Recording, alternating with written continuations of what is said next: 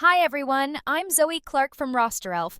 Thanks for joining me for a quick look at shift swaps and open shifts, the easiest way to give your team flexibility while keeping every shift covered. How to enable shift swaps and open shifts.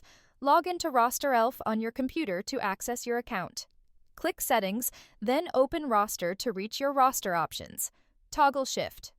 Swaps and open shifts to green so your staff can start swapping shifts or volunteering for open shifts. How to review shift swap and open shift requests.